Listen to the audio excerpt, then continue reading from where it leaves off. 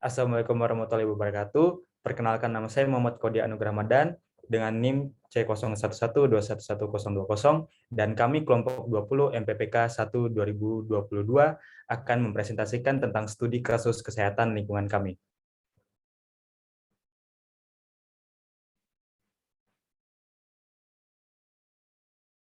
Berikut adalah anggota-anggota kami.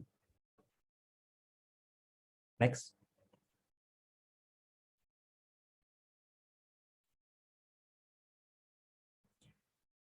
Kesehatan lingkungan adalah cabang ilmu kesehatan masyarakat yang memonitor dan memitigasi faktor-faktor pada lingkungan yang memengaruhi kesehatan pada manusia.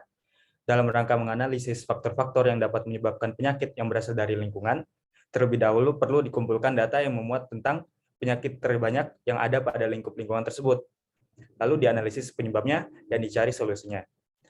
Kali ini kelompok 20 menggunakan data dari SUD Salewangang pada tahun 2020 dalam rangka menganalisis kesehatan lingkungan berdasarkan 10 penyakit terbanyak pasien yang ada pada RSUD tersebut.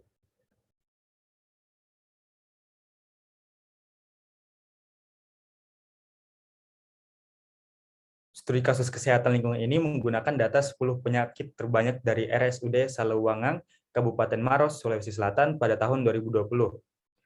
Menurut data dari WHO, lingkungan sangat berpengaruh terhadap kesehatan manusia. Saat ini kita sedang menghadapi masalah iklim yang serius, yang memengaruhi elemen-elemen penting yang berpengaruh terhadap kesehatan manusia, seperti udara bersih, air minum yang memadai, lingkungan yang aman, suplai makanan yang bernutrisi cukup. WHO juga menjelaskan bahwa pada antara 2030 hingga 2050, masalah-masalah lingkungan tersebut diperkirakan akan menyebabkan sekitar 250.000 kematian setiap tahun, yang berasal dari malaria, diare, hingga heat stress. Biaya yang diperkirakan akan dihabiskan dapat mencapai hingga $2 miliar per tahun. Studi kasus kesehatan lingkungan ini bertujuan untuk menganalisis etiologi singkat dari 10 penyakit terbanyak yang ada di RSUD Salewangang, Kabupaten Maros pada tahun 2020. Setelah itu juga untuk mencari solusi untuk menekan angka kejadian penyakit tersebut. Selanjutnya akan dijelaskan oleh teman saya.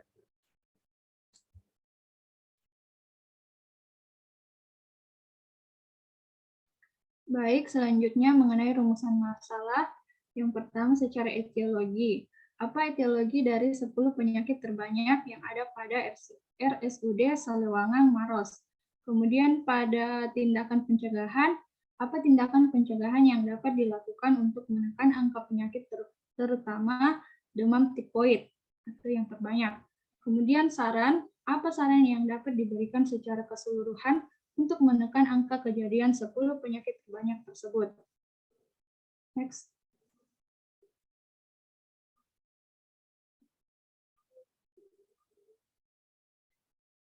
Nah, pada slide ini kita bisa lihat, kami mengambil dari data RSUD Salewangan Kabupaten Maros tahun 2020, di mana terdapat 10 penyakit tertinggi, dan yang terbanyak itu adalah demam tifoid sebanyak 268 orang, kemudian disusul dispepsia sebanyak 265, kemudian DBD sebanyak 166, selanjutnya ada soft tissue tumor 143 orang, kemudian bronchopneumonia sebanyak 138 orang, kemudian stroke 111, kemudian ada abortus incomplete sebanyak 91 orang, kemudian coronavirus infection 90 orang, kemudian BBLR 70 orang, dan TB paru tanpa pemeriksaan BTA sebanyak 69 orang.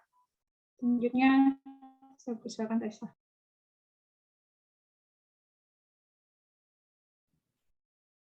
Terima kasih banyak. Untuk selanjutnya ini kami akan menjelaskan tentang demam tifoid, karena demam tifoid ini paling banyak, dia rentannya paling banyak dari 10 penyakit terbanyak di RSUD Salewangang. Jadi demam tifoid ini adalah infeksi yang mengancam jiwa yang disebabkan oleh bakteri Salmonella. Salmonella typhi biasanya menyebar melalui makanan atau air yang terkontaminasi. Gejalanya termasuk demam berkepanjangan, kelelahan, sakit kepala, mual, sakit perut, dan sembelit atau diare. Beberapa pasien mungkin mengalami ruam. Kasus yang parah dapat menyebabkan komplikasi serius atau bahkan kematian. ketika gejalanya hilang, orang mungkin masih membawa bakteri tifus itu, yang berarti mereka dapat menyebarkannya ke orang lain melalui kotoran mereka. Selanjutnya akan dilanjutkan oleh teman saya. Baik, selanjutnya itu etiologi. Etiologinya itu terbagi menjadi dua, yaitu Salmonella typhi dan Salmonella paratyphi. Yang pertama itu Salmonella typhi, bakteri gram negatif berbentuk batang atau flagella. Terus ada Salmonella paratyphi, yaitu paratyphi A, paratyphi B, dan paratyphi C. Selanjutnya, disebabkan melalui flyers, pinjar, fases, sama vomitus. Terus mayoritas orang yang menderita tifoid berasal dari lingkungan kumuh dengan sanitasi yang buruk.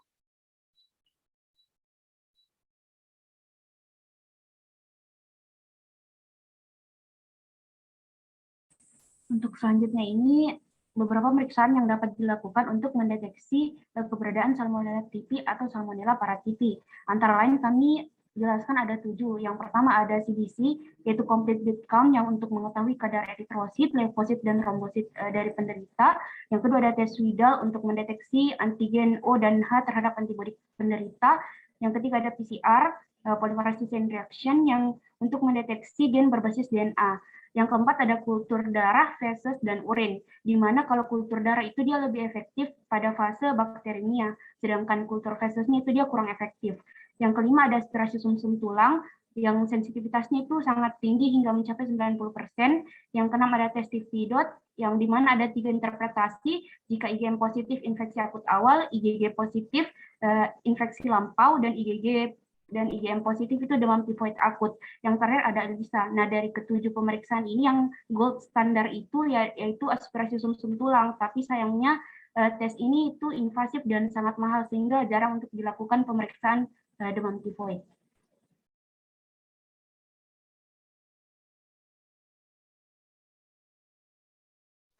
Baik, selanjutnya saya akan menjelaskan mengenai pencegahan dari demam tifoid itu sendiri.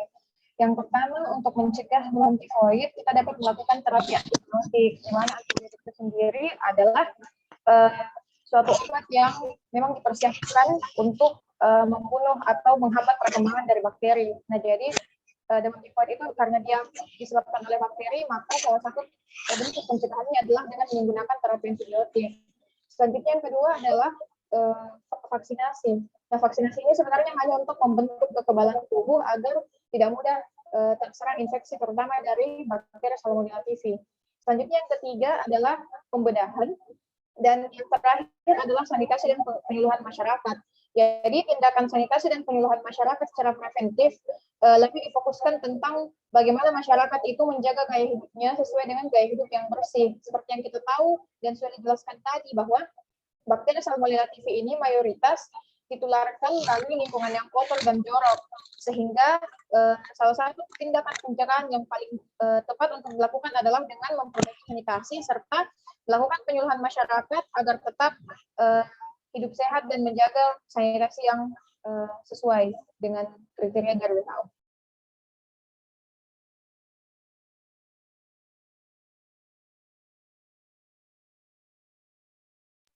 Ya, baik, selanjutnya saya akan menjelaskan sekilas tentang 9 penyakit terbanyak lainnya.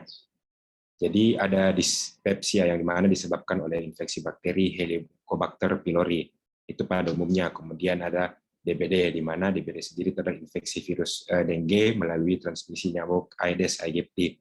Kemudian ada soft tissue tumor, yang dimana ini merupakan salah satu jenis penyakit neoplasma dengan keganasan. Kemudian ada bronkopneumonia, yang dimana penyakit ini disebabkan oleh infeksi bakteri Pneumococcus haemophilus dan juga dapat disebabkan oleh beberapa virus. Kemudian selanjutnya, penyakit selanjutnya adalah stroke, di mana stroke ini disebabkan oleh adanya perdarahan atau penyumbatan pembuluh darah otak. Selanjutnya ada abortus incomplete, di mana abortus incomplete ini adalah keguguran kehamilan kurang dari usia 20 pekan. Kemudian ada coronavirus, di mana coronavirus ini adalah kumpulan penyakit yang disebabkan oleh infeksi virus jenis coronavirus. Kemudian ada BBLR atau berat badan bayi lahir yang rendah, biasanya pada bayi yang lahir prematur. Kemudian yang terakhir ada TB paru yang dimana umumnya disebabkan oleh kuman Mycobacterium tuberculosis.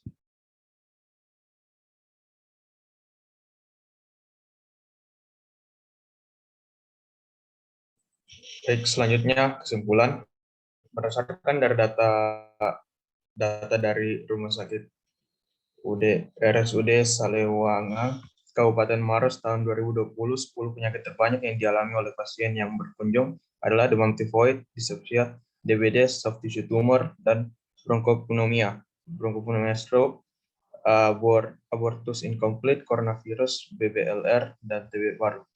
Dari 10 penyakit tersebut, 6 penyakit merupakan penyakit infeksi, yakni tifoid, DBD, dispepsia, pneumonia, TB paru, dan infeksi coronavirus. Sedangkan sisanya adalah penyakit non-infeksi.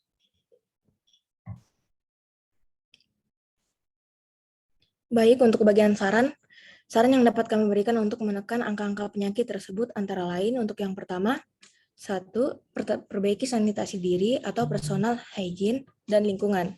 Yang kedua, tidak saling berbagi alat pribadi seperti alat makan, mandi, dan sebagainya. Untuk yang ketiga, mencegah kontak langsung dengan penderita, yaitu khususnya penyakit infeksi. Yang keempat, screening penyakit yang efektif dan segera. Yang kelima, edukasi masyarakat sebagai pencegahan komunitas.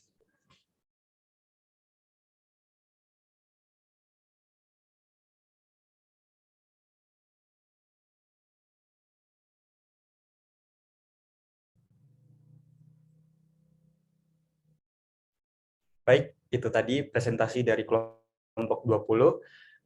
Mohon maaf jika ada salah kata dan terima kasih. Wassalamualaikum warahmatullahi wabarakatuh.